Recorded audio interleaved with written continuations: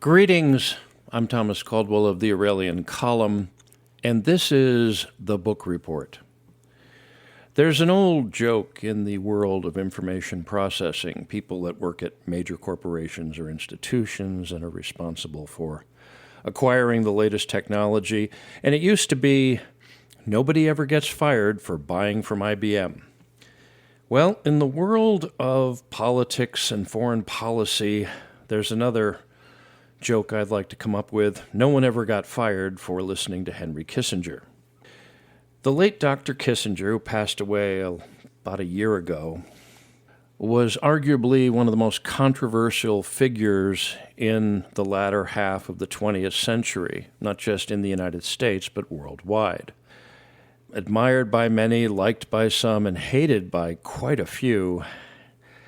Whether you agreed with him or thought well of him, it doesn't matter. You cannot argue with the fact that he cast a very long shadow. From the time he got into power as National Security Advisor and later Secretary of State during the Nixon administration, he continued to remain very active up until a few months before he died at the age of 100. Now, this man, no matter what you think of him, was highly intelligent, exceedingly clever, and, in his way, quite brilliant. He also was operating at a level completely devoid of consideration for people at an individual level, which, to be fair, at that level of power politics is very often part of the game. However, if you do look at the history of the Nixon administration in the 1970s and late 60s, when he came on the scene, it became a situation of the tail wagging the dog. Now, near the end of his life, he put together a book which has just come out a few weeks ago, actually, about a month ago. And this book is about artificial intelligence.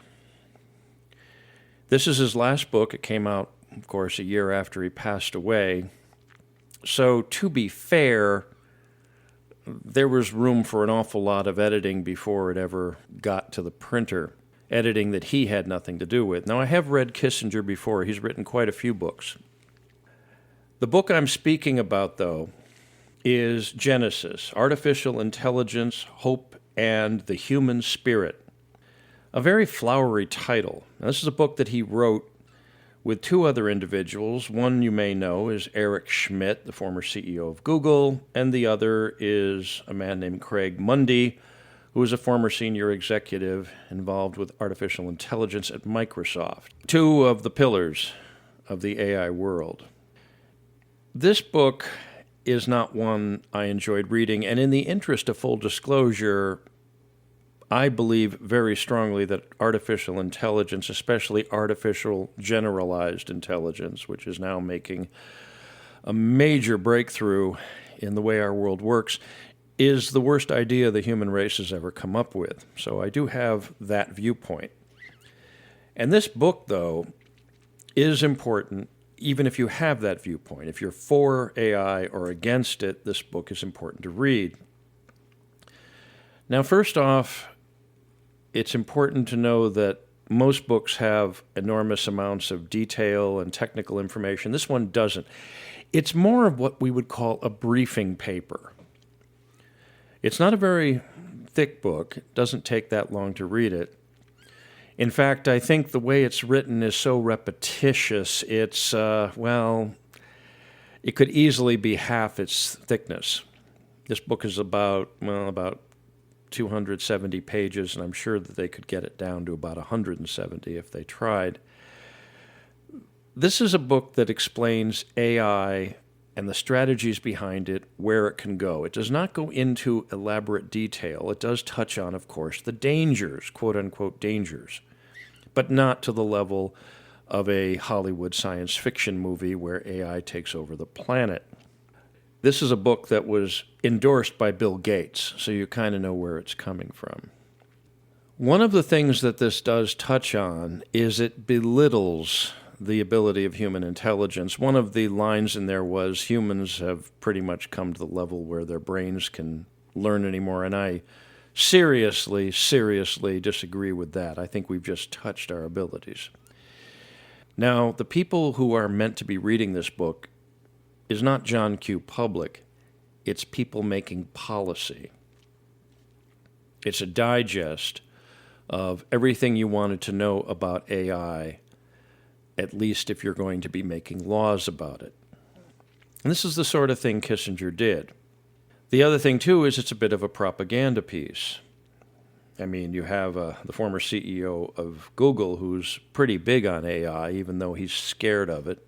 And there's a whole long list of endorsements of people who read this thing. This is basically AI policy in the United States in paper form. This is why it's just so important to read it. I didn't like the book. Again, very repetitious. It kind of considered the reader in a little bit of contempt of not really understanding things, and I didn't like that. But then again, that's the way briefing papers are written. I once attended a presentation in Washington, D.C. for government contractors, and it was put on by the National Security Agency talking about cybersecurity, and they gave a PowerPoint presentation explaining what cyberspace really is, and I thought it was absolutely amazing and brilliant. You got to hand it to the NSA for one thing. They know how to do PowerPoint presentations. And later on, I asked the presenter when I had a chance, I said, that was amazing how simplified you made everything and how easy it was to grasp. And he said, yeah, well, you got to think of who we're giving presentations to all the time. We got to make it real simple. And he gave me a little bit of a wink and a grin. In other words, policymakers, politicians are not as bright as you would think they would be or should be. Now, the book does not take long to read. It is good to have. But it also shows something important, and that is Kissinger was approaching AI as he would, say, dealing with the Cold War or dealing with bringing China back into the world or dealing with a Mideast peace problem. He looked upon it as a different political entity, which I found quite fascinating. In other words, this is something we're going to have to deal with whether we like it or not, and that I have to agree with. It's not going to go away, just like nuclear weapons, another bad idea the human race came up with, are not going to go away either. This is a book that is important to read whether or not you like AI, want to destroy it, or want to turn people into robots. One must remember that one of the ways that George Patton defeated Field Marshal Rommel in World War II is he was able to get a copy of his book on tank warfare, and he read it and knew how to play the guy. So as the battle for humanity does continue, it's important to read what the people promoting artificial intelligence taking over our world want to see. And this is the book you got to read. Don't worry that you're putting a little bit of money into the estate of the late Dr. Kissinger. It's important to see what they were thinking. And it's very important to see where they want to take us all. Again, the book is Genesis, Artificial Intelligence, Hope, and the Human Spirit. The authors are Henry Kissinger, who doesn't need an introduction, Eric Schmidt, former CEO of Google, and Craig Mundy, a former senior executive at Microsoft. The book was published by Little Brown and Company. It just came out at the end of November. It's available in hardback, softback, electronic, Kindle, and, of course, Audible.